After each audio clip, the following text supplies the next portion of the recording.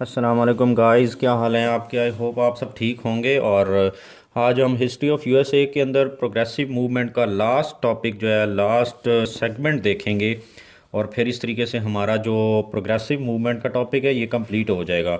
तो मैंने पहले डिस्कस किया था प्रोग्रेसिव मूवमेंट के अंदर उसके बैकग्राउंड को, रीजंस के, प्रोग्रेसिव मूवमेंट क्यों बेसिकली स्टार्ट की गई, और फिर वो जो काजेज़ बने, जो रीजंस बनी इसको स्टार्ट करने की वजूहात थी, वो उसके इम्पैक्ट्स क्या पड़े, प्रॉब्लम्स के उन वो जो रीजंस थी उनके इम्पैक्ट्स क्या पड़े। और फिर मैंने बताई थी कि एक मक्रैकर्स मूवमेंट स्टार्ट हुई थी प्रोग्रेसिव मूवमेंट के अंडर। और इसका बड़ा रोल है, और ये बहुत ही इम्पोर्टेंट है, ये कभी भी पूछी जा सकती है। और मक्रैकर्स मूवमेंट की भी मैंने कंप्लीट डिटेल आपको बताई थी। और आज हम प्रोग्रेसिव मूवमेंट का जो लास्ट पार्ट है उसको देखेंगे, जिसमें थियोडोर रोजवेल्ट और वुड्रो विल्सन का रोल हम देखेंगे कि वो जब प्रेसिडेंट्स बने तो उन्होंने किस तरीके से प्रोग्रेसिव मूवमेंट को चलाया, और हैविंग द लीगल अथॉरिटी उन्होंने क्या रोल प्ले किया प्रोग्रेसिव मूवमेंट के अंदर। तो आज हमारा ये जो लास्ट पार्ट है हम इसको डिस्कस करेंगे। Let's start the today's topic, और वो है प्रोग्रेसिव मूवमेंट का लास्ट टॉपिक। उसके अंदर हम थियोडोर रोजवेल्ट की का रोल देखने जा रहे हैं। नंबर वन, थियोडोर रोजवेल्ट जो थे वो उन्होंने क्या किया कि बहुत सारे एक्ट्स पास किए। He became the president in 1901, और 1901 में ये प्रेसिडेंट बने। और इन्होंने अपना रोल प्ले किया जो ये कर सकते थे, और वो यही था कि वो नंबर ऑफ़ एक्ट्स पास किए उन्होंने, और एक लीगल फ्रेमवर्क के अंदर सारी चीज़ें की। और वो कौन से एक्ट्स थे जो उन्होंने पास किए वो बेसिकली इम्पोर्टेंट है, और उनको हम वन बाय वन देखते हैं। इसके अलावा भी अगर आपको कहीं से और किसी बुक से कहीं मिलते हैं तो आप वो भी इसके साथ ऐड कर सकते हैं। तो number one, pure food and drug act in 1906 के अंदर इन्होंने pure food and drug act पास किया। मैंने मक्रैकर्स मूवमेंट के अंदर आपको बताया था कि जो शिकागो मीट पैकेजिंग कंपनी थी उसके बारे में मैंने आपको डिटेल बताई थी कि इवन 2 साल का पुराना गो जो था वो स्लम्स के अंदर सेल आउट किया जा रहा था। और इसके अलावा भी बाकी जगहों पर, मतलब ह्यूमैनिटी नाम की कोई चीज़ नहीं रह गई हुई थी। सिर्फ जो कैपिटलिस्ट थे वो कैपिटल को डिपॉजिट करने में लगे हुए थे, एक्यूमुलेशन ऑफ वेल्थ हो रही थी। तो इन्होंने pure food and drug act pass करके रेगुलेटरी अथॉरिटीज़ बनाई, और उनका काम ये था कि वो अनहाइजीनिक फूड जो अगर कहीं पे बिक रहा है या कहीं बनाया जा रहा है तो वो उसको ख़त्म करें, और वो कंपनी जो इस तरीके के काम कर रही हैं उनको वो बैन करें। तो ये एक बड़ा इम्पोर्टेंट एक्ट था जिससे क्या हुआ कि हाइजीनिक फूड बेसिकली उनको प्रोवाइड करना मैसेज को, और स्पेशली वो जो 40 लाख लोग आज़ाद हुए ब्लैक्स, वो स्लम्स के अंदर रहते थे, तो उनकी कंडीशन को बेहतर करना था। Number two, federal farm loan act. ये क्या था? हुआ ये कि जब वो स्लेवरी ख़त्म हुई 13, 14, 15 अमेंडमेंट के ज़रिए, तो लोग जो थे वो साउथ से बेसिकली विलेजेस से निकल के सिटीज़ के अंदर ट्रैवल माइग्रेट किया उन्होंने। तो एक तो ये हुआ कि सिटीज़ जो थे वो ओवर पॉपुलेटेड हो गए, और दूसरा ये कि साउथ में से जब लोग आ गए, ये लोग जो कि एग्रीकल्चर फील्ड के अंदर काम करते थे, तो एग्रीकल्चर बहुत ज़्यादा बैठ गया। वो एक तरीके से मतलब उसको सेट बैक हुआ।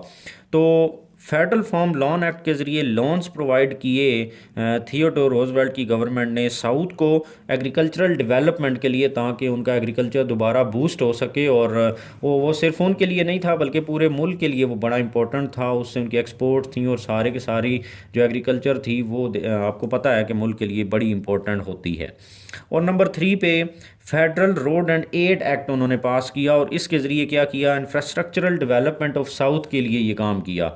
और इससे लोन्स बेसिकली मतलब पैसा प्रोवाइड किया साउथ को, वहाँ पर इंफ्रास्ट्रक्चर बनना शुरू हो गया, रोड्स वगैरह बनी, और एड प्रोवाइड की साउथ को ताकि वो भी डेवलप हो सके। फिर नंबर फोर पे शर्मन एंटी ट्रस्ट एक्ट।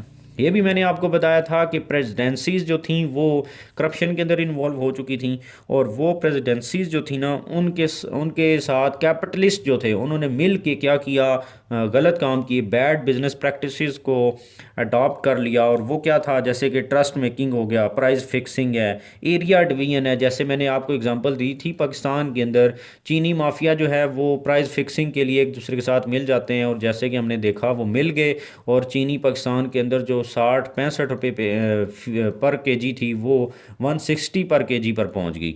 तो ये क्या होता है, ये ट्रस्ट मेकिंग होती है और प्राइस फिक्सिंग होती है। तो Sherman anti trust act pass करके उन्होंने क्या किया, ट्रस्ट मेकिंग जो इस तरह के कैपिटलिस्ट कार्य थे उनको ख़त्म किया, और प्राइस फिक्सिंग और एरिया डिवीजन जैसी जो बैड बिजनेस प्रैक्टिसेस थी इनको ख़त्म करने के लिए अथॉरिटीज़ बनाई, और उन्होंने इनको इनके ऊपर चेक एंड बैलेंस रखा ताकि इन्फ्लेशन और ये सब चीज़ें ख़त्म हो सकें। और फिर नंबर 5 पे फैक्ट्री इंस्पेक्शन लॉ उन्होंने बनाया। आपको पता है कि फैक्ट्री के अंदर जो वर्किंग कंडीशन बेहतर प्रोवाइड करना वो फैक्ट्री ओनर्स का काम होता है। लेकिन क्या हो रहा था वहाँ पर, क्योंकि लोग साउथ से जब नॉर्थ की तरफ माइग्रेट किए तो वो जो ब्लैक्स थे, पहले स्लेव्स थे फिर ब्लैक्स में कन्वर्ट हुए, तो उनको यूज़ किया गया इंडस्ट्री के अंदर, फैक्ट्रियों के अंदर चीप लेबर के तौर पर। तो वहाँ पर जो उनको वर्किंग कंडीशन थी वो बहुत बुरी प्रोवाइड की गई।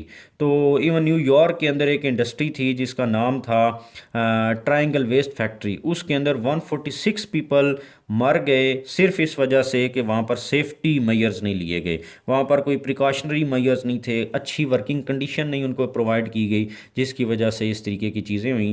तो थियोडोर रोजवेल्ट ने फैक्ट्री इंस्पेक्शन लॉ पास किया 1911 के अंदर, और ये प्रिकॉशनरी मेजर्स फैक्ट्रीज और इंडस्ट्रीज़ को लेने के लिए मजबूर किया।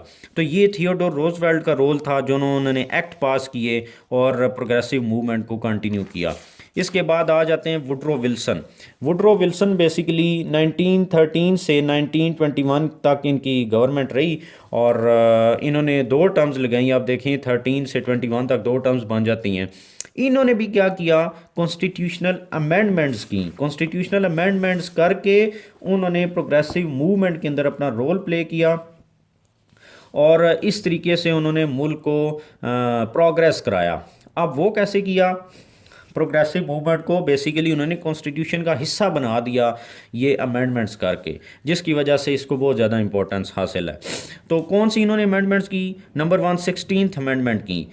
16th अमेंडमेंट कौन सी थी कि इनकम टैक्स लगा दिया। मैंने आपको पहले बताया कि कैपिटलिस्ट जो थे वो बहुत ज़्यादा पावरफुल हो रहे थे और उन्होंने कोई टैक्स पे नहीं कर रहे थे, जिसकी वजह से पब्लिक के ऊपर कोई जो है वो पब्लिक सर्विस डिलीवरी नहीं हो रही थी। तो उन्होंने 16th अमेंडमेंट करके इनकम टैक्स अप्लाई किया। इनकम टैक्स जब इम्पोज किया तो कैपिटलिस्ट जो थे लोग उनसे पैसा इकट्ठा किया, और फिर कुछ सर्टन अमाउंट तक कोई लिमिट रखी कि इनकम टैक्स लगेगा, और जो उससे नीचे वाले थे उनको एग्जम्पशन दे दी कि उनके ऊपर टैक्स नहीं लगता। तो पहली अमेंडमेंट ये की। नंबर 2 17th अमेंडमेंट की इन्होंने, और वो क्या था कि डायरेक्ट इलेक्शन ऑफ सेनेटर्स जो थे ना, वो आपको पता है कि अमेरिका के अंदर मौजूदा कंटेम्प्रेरी जो उनकी पार्लियामेंट है उसके अंदर बहुत ज़्यादा पावरफुल है, और वो यहीं से पावरफुल हुए जब वुड्रो विल्सन ने 17th अमेंडमेंट की और डायरेक्ट इलेक्शन कर दिया सेनेट का। जिस तरह हमारा एमएनए या एमपीए डायरेक्ट इलेक्शन से आता है, तो उनका लोअर हाउस से लेकर अपर हाउस और अपर हाउस से प्रेसिडेंट तक हर एक मेंबर डायरेक्ट इलेक्शन से आता है। तो उन्होंने कहा कि जो सेनेटर्स हैं ये बहुत ज़्यादा चेक एंड बैलेंस रख सकते हैं प्रेसिडेंसी के ऊपर। अगर प्रेसिडेंसी कोई भी गलत काम करे, करप्शन के अंदर इन्वॉल्व हो, क्योंकि उस वक्त तो प्रेसिडेंसी बड़ा रोल प्ले कर रही थी करप्शन के अंदर, तो उनको कंट्रोल कर सकती हैं। तो ये तभी हो सकता है अगर सेनेटर्स जो हैं वो मेल मिलाप के बजाय डायरेक्ट इलेक्शन से आएगा, तो सेनेटर्स फिर अपना एक क्रिटिकल रोल प्ले करेंगे, जिससे करप्शन जैसी चीज़ें ख़त्म हो जाएंगी। तो उन्होंने 17th अमेंडमेंट करके डायरेक्ट इलेक्शन करवा दिया किसका, सेनेट का। तो जो कि आज तक डायरेक्ट इलेक्शन है उनका। फिर 18th अमेंडमेंट उन्होंने कराई। 18th अमेंडमेंट से क्या किया, अल्कोहल की प्रोडक्शन और उसकी इंपोर्ट को बैन कर दिया। जब 40 मिलियन पीपल जो थे वो आज़ाद हुए, स्लेवरी ख़त्म हुई, तो स्लम्स के अंदर उनको, क्योंकि और तो कोई काम नहीं था, तो अल्कोहल जैसी चीज़ें और ये सारी चीज़ें नशे की, तो ये यूज़ होना शुरू हो गई, जिससे क्या हुआ, क्राइम रेट बढ़ गया मुल्क के अंदर। जो है वो यूथ जो थी वो गलत कामों के ऊपर लग गई, अल्कोहल के ऊपर और ये सारी चीज़ें। एडिक्ट हो गए लोग, और स्पेशली यंगस्टर जो थे। तो उन्होंने इस चीज़ को फील करते हुए अल्कोहल की प्रोडक्शन और उसकी इंपोर्ट के ऊपर ही बैन कर दिया, ताकि अल्कोहल कंजप्शन ही ना हो और ये जो बुरी चीज़ें हैं ये ख़त्म हो जाएं हमारे मुल्क में से। तो उन्होंने 18th अमेंडमेंट की उसके लिए। 19th अमेंडमेंट से क्या किया, राइट टू वोट दिया वेमेन। ये एक अलग, एक बहुत बड़ा वास्ट टॉपिक है कि उसी के साथ साथ जो है ना वेमेंस की जो मूवमेंट थी, right to vote, suffrage movement, वो भी जारी थी। तो 19th अमेंडमेंट के ज़रिए राइट टू वोट भी दे दिया गया 1920 के अंदर। ये 1920 के अंदर इनको राइट टू वोट दिया गया अमेरिका में वेमेन को। फिर 21st जो अमेंडमेंट थी, 21वीं अमेंडमेंट भी वुड्रो विल्सन ने की, और उसमें यह किया कि 18th अमेंडमेंट को रिवर्स कर दिया। अल्कोहल की प्रोडक्शन और इंपोर्ट पे बैन था, उसको ख़त्म कर दिया। उसकी वजह यह थी कि अल्कोहल की प्रोडक्शन पे जब बैन लगा तो ये स्मगल होना शुरू हो गई। तो जब हुकूमत ने यह देखा कि ये रुका तो फिर भी नहीं है, काम चल रहा है और स्मगल हो रही है बॉर्डर से, तो उन्होंने प्रोडक्शन को लीगलाइज कर दिया, लेकिन उसके ऊपर हैवी टैक्सेस इंपोज कर दिए कि अगर कोई पीता है तो बेशक पिए, लेकिन टैक्सेस फिर हुकूमत को दे ताकि वो पैसा हम यूज़ कर सकें। तो ये बेसिकली वुड्रो विल्सन और थियोडोर रोजवेल्ट का रोल था। ये बड़ा इंपॉर्टेंट है, ये कंप्लीट क्वेश्चन बनता है अगर आपसे पूछ लिया जाए। तो now you would be able to solve this question. तो आई होप कि मैंने हर एंगल से इस टॉपिक को कवर कर लिया है, और आपके लिए अब आसान है कि अगर किसी भी पर्सपेक्टिव से प्रोग्रेसिव मूवमेंट के ऊपर सवाल आएगा बैकग्राउंड में या फिर इसके बाद, तो ये सारी चीज़ें आप मतलब आंसर करने के एबल होंगे। तो ये था आज का लेक्चर। अगर आपको मेरे लेक्चर समझ आ रहे हैं और पसंद आ रहे हैं तो इनको, मेरे चैनल को भी सब्सक्राइब करें, फीडबैक भी ज़रूर दें और चैनल को शेयर भी कर दें। Thank you very much.